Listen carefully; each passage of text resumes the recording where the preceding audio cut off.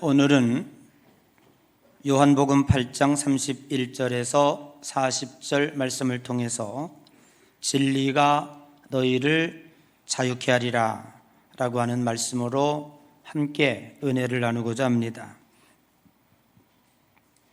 어느 목사님의 글에 아주 기가 막힌 이야기 하나가 실려 있었습니다. 한국에서 최첨단 인공위성인 무궁화 위성을 처음 발사되던 때의 일입니다. 한국에서는 인공위성을 발사할 수 있는 시설이 없었기 때문에 지금은 우리나라도 고흥에 인공위성 발사 시설을 갖추고 있어서 지난번에 나로호를 성공적으로 발사시켰습니다. 그런데 우리나라는 그 시설이 없어서 이제 그 무궁화 위성을 발사하기 위해서 가이아나라고 하는 저 남미의 시설을 이용할 수밖에 없었다고 합니다. 그때의 한국 과학자들이 위성을 발사하기 위해서 그 남미까지 가지고 간 물건이 있었다고 합니다. 얼마나 소중한 물건인지는 모르겠습니다만은 혹시 여러분 무엇인지 짐작이 가시겠습니까? 달러를 가지고 갔나? 여권이야 당연히 가지고 갔을 것이고, 고추장? 여행하시는 분들은 뭐 멀리 가면 한국 사람 유명하죠. 김치를 가져갔나? 궁금해 하시니까 제가 발표해 드리겠습니다. 한국 과학자들이 비행기에 실어서 가져간 물건은 돼지머리라고 합니다. 무궁화 위성을 무사하게 발사되기를 간절히 기원하는 제사를 지내기 위해 그 필요한 제물로 돼지머리를 한국에서부터 공수해 간 것입니다. 물론 그 나라에도 돼지머리가 없지 않았습니다. 그러나 거기에 있는 돼지머리로 고사를 지내면 부정을 탄다고 생각을 했던 것입니다. 그래서 국내에서 예쁘고 잘생긴 방긋 웃는 돼지 하나를 확보했습니다. 그리고 냉동해서 가지고 간다면 부정 탄다고 생각해서 돼지를 잡자마자 냉동하지 않은 채 비행기에 실어서 남미 가이아나까지 공수했다고 합니다. 그리고 드디어 그 돼지 머리를 위성 앞에 올려놓고 과학자들이 빙 둘러서 고사를 지내며 절을 하기 시작했습니다. 얼마나 기가 막힌 일이 벌어지고 있는지 외신 기자들이 볼때같이 몰려왔다고 합니다. 위성 발사하는 일이 위대하기 때문에 그런 것은 아닙니다. 위성이야 너무나 자주 발사되는 일이기 때문에 그것 때문에 외신 기자들이 와서 취재를 하고 그것 때문에 신문에 낼 일은 없었을 것입니다.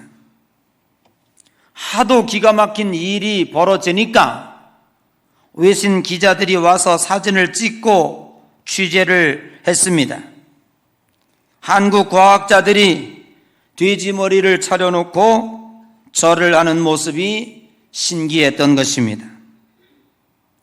놀라운 사실은 그 다음날 신문지상에 한국이 위성을 발사했다는 내용보다도 한국 과학자들이 돼지머리를 놓고 위성 앞에서 절했다라고 하는 소식이 더 적나라하게 신문으로 외신 기자들이 퍼날랐다고 하는 사실입니다.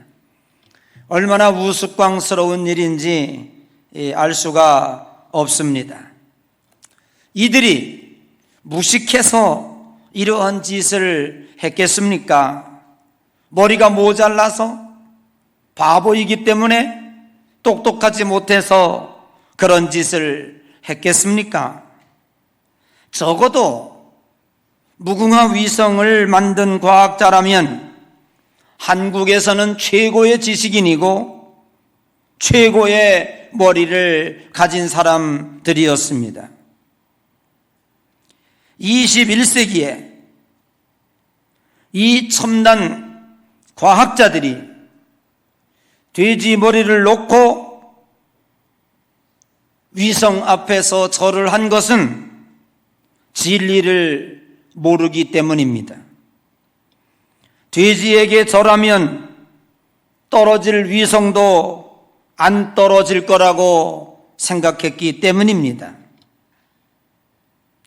지금도 어떤 항공사는 매년 연초가 되면 돼지 머리를 올려놓고 모든 임직원들이 그 돼지 머리 앞에서 고사를 지낸다고 합니다.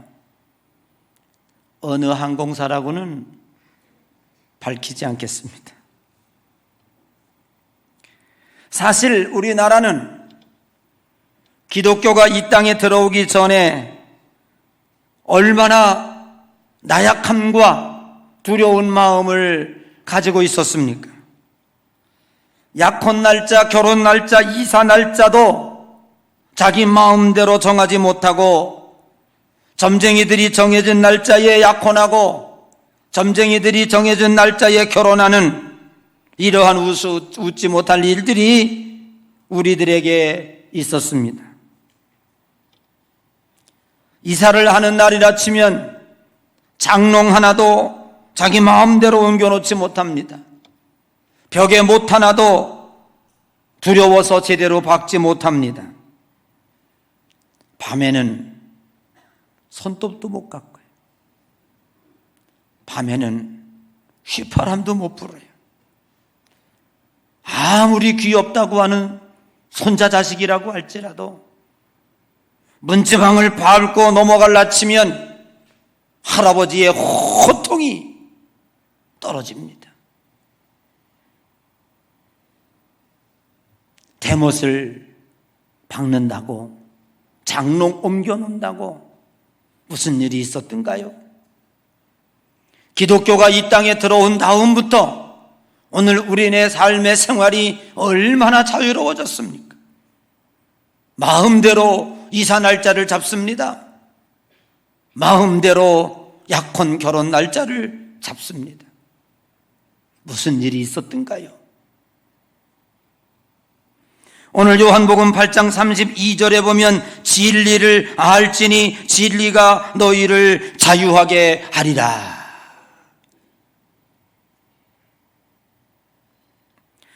오늘 요한복음 8장에서 예수님께서 하시고 싶어 하시는 말씀이 있습니다. 우리가 살아가는 의미가 무엇인지, 참 진리가 무엇인지를 우리들에게 명확하게 가르쳐주고 싶었던 것입니다. 우리는 지난주를 통해서 요한복음 8장 1절부터의 말씀으로 은혜를 받았습니다. 참 모순이 지속되고 있다라고 볼 수 있었습니다. 나는 세상의 빛이라 하시며 나를 따르는 자들은 어둠에 다니지 아니한다고 말씀하셨습니다. 평화를 지키기 위해서 무기를 만들고 자녀를 훌륭하게 키운다고 하며 교활한 방법을 자녀들에게 학습시키는 것들이 우리 주변에 비일비재하게 일어나고 있습니다. 바리새인들이 가늠한 여인을 잡아서 예수님 앞에 세웁니다. 예수님을 함정에 빠뜨리기 위한 것이었고 한 사람을 죽이기 위해서 율법을 적용하고 있는 것입니다. 요한복음 8장이 우리들에게 가르쳐주고 있는 것은 무엇이 옳으냐의 선택을 강요하고 있지 않습니다. 여러분, 예수 그리스도를 믿는 목적이 무엇이라고 생각합니까? 예수님은 우리들에게 분명히 이렇게 말씀하고 있습니다. 예수 그리스도를 믿는 목적은 옳게 사는 것을 목적으로 하고 있지 않다고 하는 것입니다. 만일 윤리적이고 옳게 사는 것이 기독교의 목적이었다면 지금까지 기독교인으로서 살다가 죽은 모든 우리들의 믿음의 조상들은 다 실패자입니다. 그리고 지금 하나님을 믿고 따르는 저와 여러분들도 틀림없이 실패자로서 낙인이 찍혀질 것입니다. 과연 예수 그리스도를 믿는다고 하여 윤리적으로, 도덕적으로 성인 군자가 되던가요?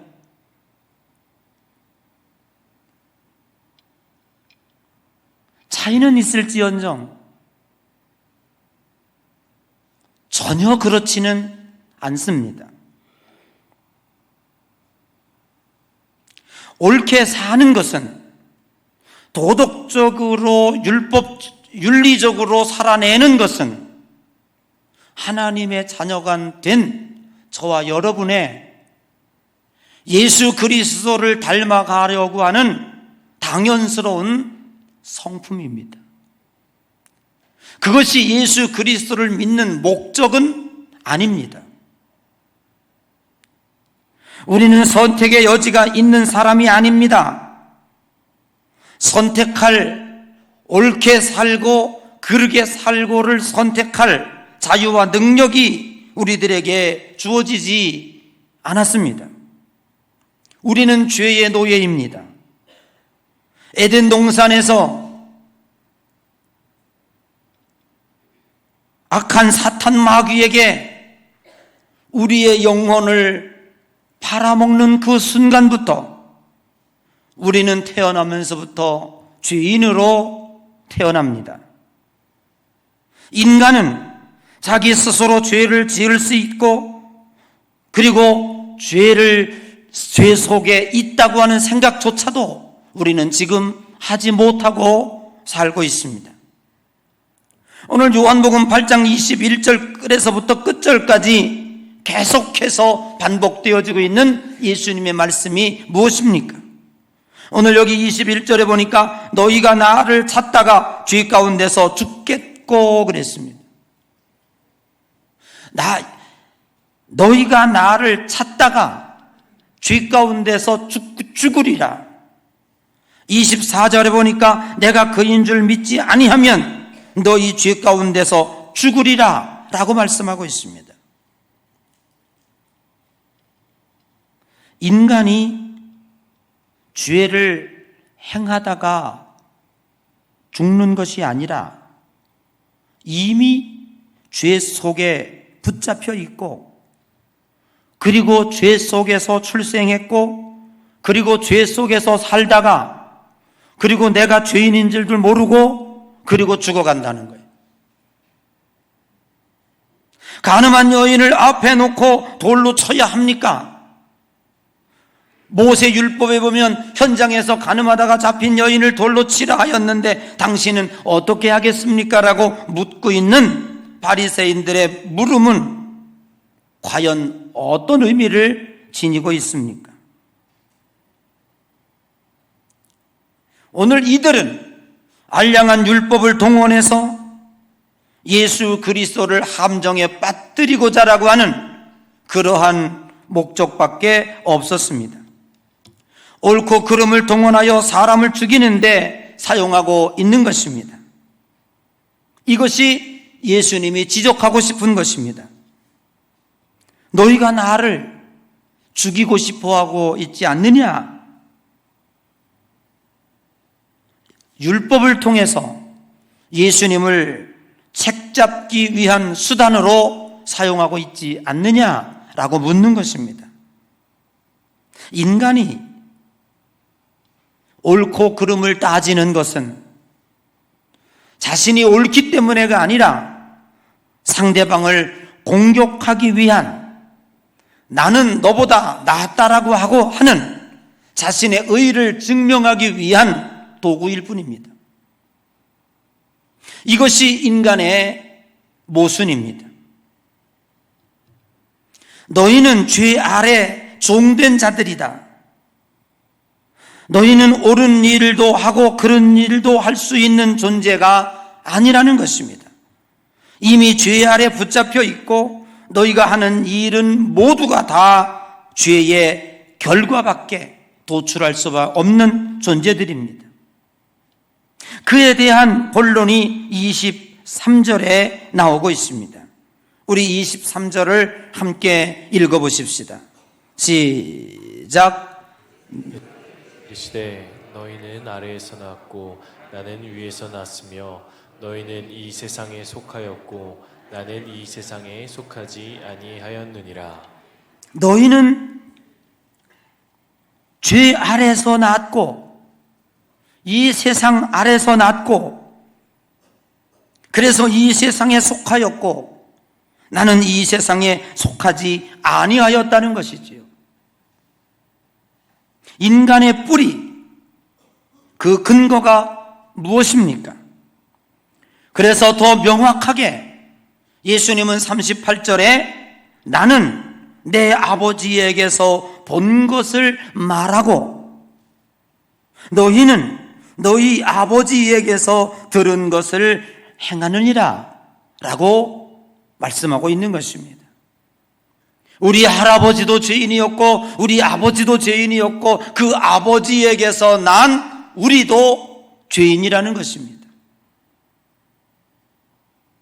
그래서 47절에 하나님께 속한 자가 아니기 때문에 죄악밖에 행할 수 없는 것이다. 결국 신자의 싸움은 옳고 그름을 증명하기 위한 싸움이 아니라 하나님께 속하기 위한 싸움입니다. 마귀는 하나님으로부터 우리를 떼어내기 위해서 온갖 유혹을 다 하고 있습니다. 마귀의 목적은 우리들이 어떤 행위를 하는 데 목적이 있지 않습니다. 그 행위를 통해서 하나님과 멀어지기를 기대하고 있는 것입니다.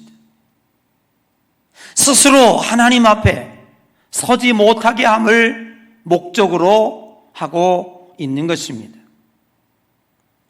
오늘도 하나님의 예배에 참석하지 못하는 수많은 사람들은 죄를 지었기 때문에가 문제가 아닙니다. 그것 때문에 하나님께 속하지 못한다고 하는 것입니다. 그것이 사탄의 최종적인 목적입니다.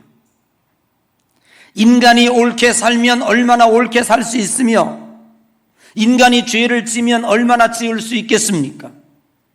속된 말로 말하면 50보 100보요 다 그게 거깁니다. 그 나물에 그 밥입니다.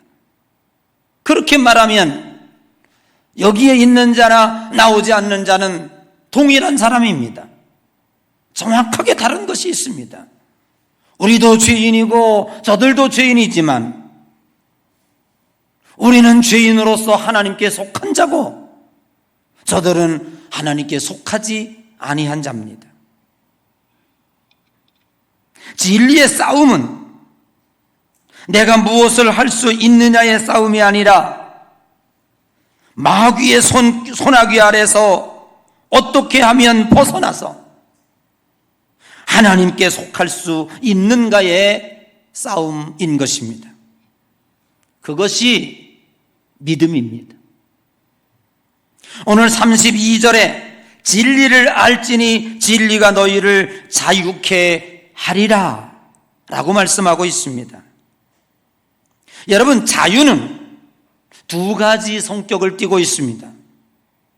억압과 속박으로부터 벗어나는 것을 자유라 라고 규정할 수가 있습니다. 그러나 우리는 억압과 속박에서 벗어나는 것만이 자유라고 생각해 왔지, 그 다음에 두 번째 자유가 우리에게 주어졌다는 것을 인식하고 있지 못합니다. 두 번째 자유는 억압과 속박에서 이제 자유인이 되었으니 내가 어떻게 살아가야 할 것인지, 어떠한 가치관과 어떠한 목적을 가지고 내 인생을 선택하며 살아갈 그 자유가 내게 주어졌는지에 대해서는, 그리고 그 자유를 선용하고 살아갈 수 있는지 없는지에 대해서는 고민하고 있지 않다는 것입니다. 여러분 생각해 보십시오. 36년간의 일제의 압제에서 해방 대한독립 만세를 부르짖었습니다.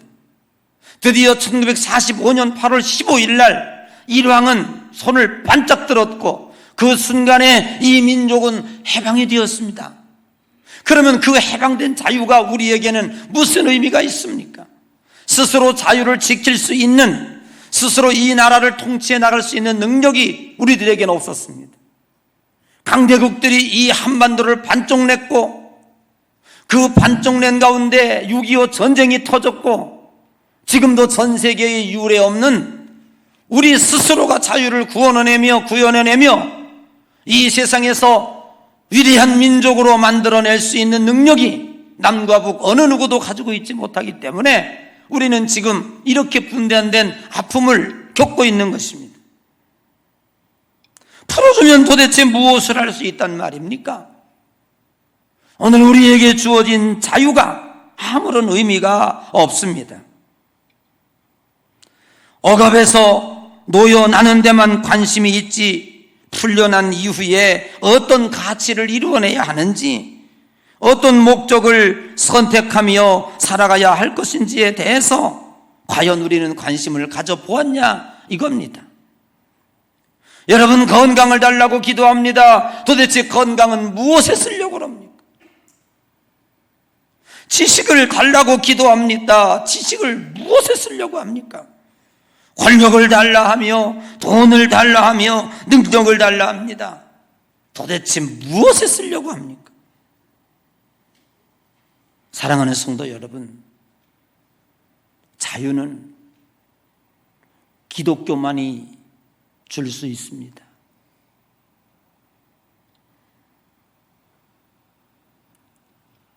기독교만이 이 세상에 자유를 선포할 수 있습니다. 오늘 창세기 3장 1절 이하에 보면 하나님께서 동산나무의 실과를 먹지 말라고 했는데 사탄으로 가장한 뱀이 다 먹지 말라고 하더냐? 아니, 동산 중앙에 있는 나무는 먹지도 말고 만지지도 말라. 죽을까 하노라. 사탄이 그에게 유혹합니다. 결코 죽지 아니하리라. 창세기 3장 5절에 보니까 사탄이 하와에게 이르되 이걸 먹으면 너희들이 하나님과 같아질까 봐. 황눈이 열립니다. 아이고, 엄청 손해볼 뻔했다. 큰일 날 뻔했다. 그럼 가서 얼른 먹어야지 라는 생각이 들었습니다. 여러분, 사탄은 우리들에게 지금도 유혹합니다. 하나님의 말씀대로 살면 너희들은 손해보는 거야. 하나님의 말씀을 지키고 살면 너희들은 엄청난 데미지를 입는다 라는 의식을 우리들에게 심어줍니다. 정말로 그렇습니까? 11조를 내봤더니 여러분에게 손해가 됩니까? 주일 성수를 하고 다른 사람 다 놀러 가는데 이렇게 앉아서 예배 드리고 났더니 여러분의 삶에 얼마나 손해가 왔던가요? 그렇지 않습니다. 하나님은 결코 우리들에게 손해를 주실 뿐도 아니지만 그것에 따라 엄청난 약속을 우리들에게 하고 있다고 하는 것을 우리는 분명히 기억해야 할 것입니다. 인간의 역사 이후로 주일 성수했다고 손해본 자 없습니다. 15일째 했다고 가난하게 산 자 없습니다. 이것이 사탄의 유혹의 거짓말이 역사를 통해서 우리들에게 드러나고 있는 것입니다. 사탄은 살인자요, 배신자요, 배반자입니다. 인간을 유혹하여 결국 살인을 만들어내고 배신을 만들어냅니다. 이것이 사탄의 속성입니다. 사탄은 하와에게 단호하게 말합니다. 결코 죽지 아니하리라. 안 죽었습니까? 하나님과의 관계가 끊어짐으로 영혼이 단절됐습니다. 오늘 여러분들이 환하게 앉아서 예배를 드리고 있지만 오늘 전선줄이 끊어지는 순간에 오늘 여긴 어두움으로 점령하게 됩니다. 하나님과의 관계가 끊어짐으로 하와와 아담에게 영적인 어둠이 찾아왔습니다. 그때 하나님과의 관계가 끊어짐으로 오늘 저와 여러분들에게 지금도 어두움이 계속되는 것입니다. 하나님께 항복하고 하나님을 믿는 것이, 하나님을 따르는 것이 손해보는 것 같고 자유를 속박당하는 것 같게 만드는 것이 사탄의 유혹입니다. 불신자 친구들이 우리들에게 이야기합니다. 야, 너 꼭 그렇게 예수 믿어야 되냐? 너 왜 인생을 그렇게 재미없게 사냐? 그러고 비아냥거립니다. 여러분, 우리가 다 압력이 부족해서 세상 사람들보다 의지가 박약해서 무엇인가 심리적으로 심약해서 할막스가 얘기한 대로 종교가 아편이라 우리는 아편을 맞지 아니하면 하루도 견딜 수 없어서 지금 교회 나오고 주님을 따라갑니까? 거하게 술을 먹고 지화자하며 지화자 불러서 죄송해요. 허하게 한 잔 들이키며 잔을 머리에 털고 연기 나는 연기를 한 대 탁 피우면 그게 멋있는 남자입니까? 그게 그렇게 멋져 보이고 그게 그렇게 강인해 보이고 그게 그렇게 위대해 보입니까? 우리는 마음이 심약해서 그 일을 못하는 겁니까? 그렇지 않습니다. 여러분, 우리는 세상 사람들보다 더 강합니다. 우리는 세상 사람들이 하지 못하는 것들을 우리는 하고 있습니다.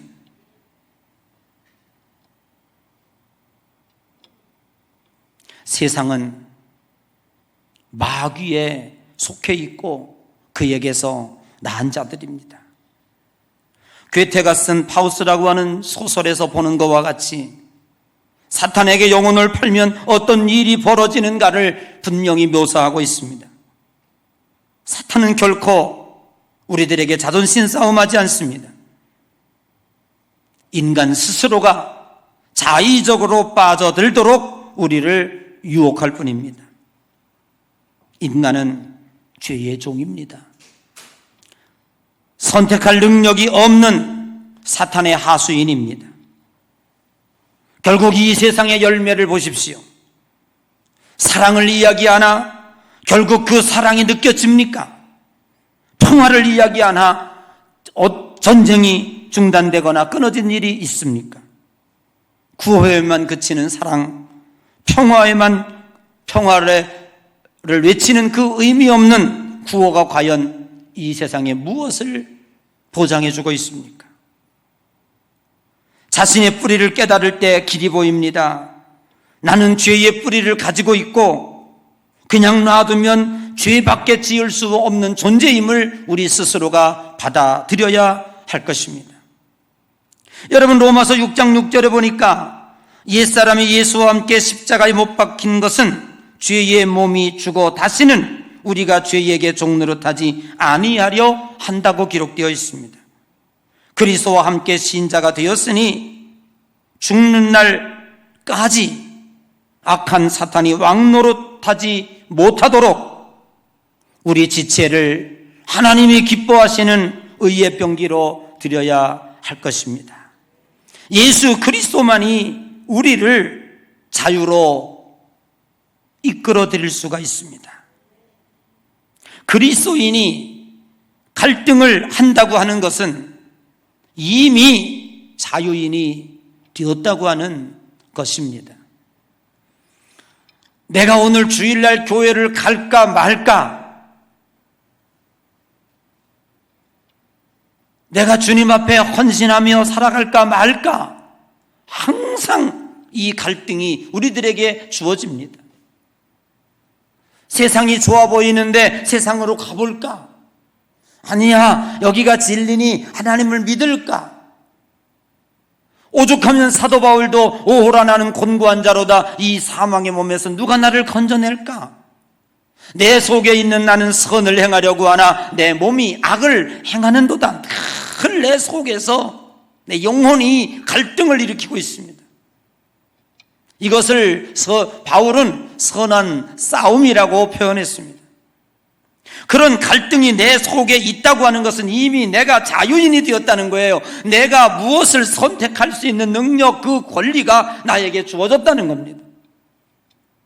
그러나 세상 사람들은 결코 갈등하지 않습니다. 어떻게 해서든지 자기에게 이익이 되고 자기에게 배만 불려지면 어떤 일이든지 합니다. 고소 고발도 하고 사람을 잡아다가 가두기도 하고 살인도 하고 미워하기도 합니다. 왜요? 그들은 이미 죄에서 태어났고 죄 속에서 살고 그 자신들이 죄 속에서 산다고 하는 것조차도 느끼지 못하기 때문에 갈등이 없습니다. 훨씬 우리보다 갈등이 없습니다. 그래서 예수 그리스도를 믿고 산다는 것이 참 힘듭니다. 왜냐하면 이 갈등을 이겨내야 되기 때문에 그렇습니다. 그러나 거꾸로 뒤집어 보면 그 갈등이 있다는 것은 내가 영적으로 이미 자유인이 되었다고 하는 것이고, 내가 이미 신년이 되어 주인으로부터 노예의 종의 해방을 받았습니다. 그러나 내 주인이 너무너무 좋아서 다시 되돌아와서 이제 나는 평생토록 주인을 섬기겠습니다. 기둥에다가 귓볼을 놓고 귀에 구멍을 뚫고 귀걸이를 해줍니다. 너는 평생 나와 함께 살리라. 이제는 종으로 살았지만 내 식구처럼, 내 아들처럼 너는 나와 함께 살리라. 오늘 우리는 자유를 반납하고 주님 앞에 돌아온 자들입니다. 아니, 반납했다기보다 우리 스스로가 선택하고 돌아온 자들입니다. 사랑하는 성도 여러분, 우리의 몸을 의의 병기로 드려질 수 있고 자신을 죄의 노예에 머물지 않고 하나님 앞으로 나아갈 수 있게 된 것을 기쁨으로 여기시기를 주의 이름으로 축복합니다. 세상은 이런 갈등도 하지 아니하고 저들은 어차피 죄의 노예이고 어차피 죄 속에 살다가 어차피 죄 속에서 죽어갈 것입니다. 좀 더 편하게 살려면 세상 속에서 사는 게 훨씬 낫습니다. 우리가 하나님 편도 됐다가 세상 편도 됐다가 어떤 그러한 갈등이 내게 있다고 하는 것은 정말로 우리들에게는 축복입니다. 그래서 우리들에게는 회개가 필요하고 지속적인 회개가 날마다 이루어져야 됩니다. 그 회개를 통해서 우리는 성화의 과정을 밟아가는 거예요. 바울은 결론적으로 로마서 12장 1절에 너희 몸을 하나님이 기뻐하시는 거룩한 산제사로 드리라고 권고하고 있습니다. 여러분, 우리는 무엇을 선택해야 될까요? 그렇게 갈망하던 자유가 우리에게 주어졌는데 과연 우리는 그 자유, 두 번째 자유의 권한을 행사하고 있습니까? 어떠한 가치로, 어떠한 목적으로 내가 주님 앞에 살아가고 있습니까? 하나님이 기뻐하시는 사한 제사로 우리의 몸을 거룩한 제물로 드려져야 할 것입니다. 그러므로 신앙생활은 하나님의 제단에 나를 어떻게 거룩한 산제물로 바치느냐의 싸움인 것입니다. 마귀는 그럴 필요 없다고, 그러면 손해보는 거라고, 그리고 결코 죽지 않는다고, 무슨 일이 일어나겠느냐고 우리들에게 유혹하고 있습니다. 사랑하는 성도 여러분, 우리들의 신앙의 길은 무엇이 옳으냐의 싸움이 아니라 하나님 앞에 나아가 그리고 하나님이 나에게 요구하는 것이 무엇인가, 그 요구를 내가 어떻게 들어드리냐의 싸움인 것입니다. 하나님의 뜻을 알지 못하지만 믿음으로 그 뜻을 행하고 나아갑니다. 그리스도의 자랑은 어느 누구도 우리의 신앙을 무너뜨릴 수 없습니다. 그래서 사도 바울은 환난이나 공고나 기근이나 칼이랴 하나님과 나와의 사랑을 어느 누구가 끊어낼 수 있겠는가라고 하는 의지 표현을 그는 하고 있습니다. 하나님의 요구에 순종하고 그리고 하나님의 말씀을 따라 사는 것이 우리의 선택이었고 그것이 우리들에게는 최고의 기쁨임을 깨달으시기를 주님의 이름으로 간절히 축복합니다. 스데반은 돌에 맞아 죽어갑니다. 저들이 돌로 쳐서 나의 생명을 끊을지언정 그의 얼굴에 환한 빛을 빼앗을 수는 없었습니다. 이것은 세상이 흉내낼 수조차도 없는 일들입니다. 미치거나 손해보는 인생이 아닙니다. 하나님은 이미 우리들에게 기쁨으로 보상을 해 주셨을 뿐만 아니라 장차 하늘나라 가면 주님이 아름답게 준비한 저 소망의 천국이 우리를 기다리고 있을 것입니다. 더 이상 빼앗길 것도 없고 더 이상 손해볼 것도 없습니다. 하나님 앞에 바치는 스스로의 기쁨이야말로 이 세상은 우리들에게 흉내내 줄 수 없는 그 엄청난 기쁨을 우리는 가지고 있습니다. 사랑하는 성도 여러분, 이렇게 선택하여 주님의 길을 가는 여러분 후회하지 마시기를 바랍니다. 조금도 이 세상을 부러워하지 마시기를 바랍니다. 혹시 신앙생활 하다가 이리저리 갈등하는 일이 있다고 하면 아하, 나에게도 영적인 영혼의 자유가 주어졌다. 하나님은 나에게 이렇게 엄청난 사탄에게서의 속박으로부터의 해방을 주심에 대해서 감사헌금이나 득북 드리시기를 바랍니다. 예를 하나 드려드릴까요? 지금 저 교도소에 사는 한 사람이 있다고 합시다. 오늘 무슨 옷을 입을까? 하얀 옷을 입을까? 검은 옷을 입을까? 갈등합니까? 오늘 점심이 되었는데 날씨도 꾸리꾸리하니 나가니 가서 냉면을 먹어볼까? 설렁탕을 먹어볼까? 갈등합니까? 갈등할 수가 없습니다. 이미 속박 아래 있는 이는 자유를 빼앗겼습니다. 여러분, 자유인과 자유인이 아닌 사람은 단적으로 차이가 뭐냐면 선택의 여지가 없습니다. 그러니까 그 안에 사는 사람들은요, 갈등이 없습니다. 교도소에서 무슨 갈등이 있어요? 그냥 하라는 대로만 하면 됩니다. 이 세상 사람들이 갈등이 없는 이유는 이미 사탄의 어둠 아래 있기 때문에 그렇습니다. 저들에게는 선택의 여지가 없습니다. 그것이 방법이고 자들이 생각하는 것이 저들의 진리고 저들의 삶의 이유입니다. 그러나 우리는 저 마귀에게서 해방되어 여기 와서 앉아 있습니다. 그래서 빛도 알고 어둠도 압니다. 그래서 우리는 갈등하게 됩니다.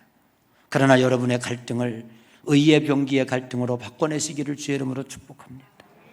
하나님께서 내게 주신 이 선택의 권한을, 이 자유, 진리가 너희를 자유케 하리라. 로마서 12장 1절에 너희 몸을 하나님이 기뻐하시는 거룩한 산제사로 드리라. 우주 만물을 창조하신 전능하신 하나님 앞에 하나밖에 없는 내 몸을 드려 일생을 헌신하여 걸어가는 이 길이 참으로 의미 있는 일이고 참으로 복된 일임을 우리는 깨닫습니다.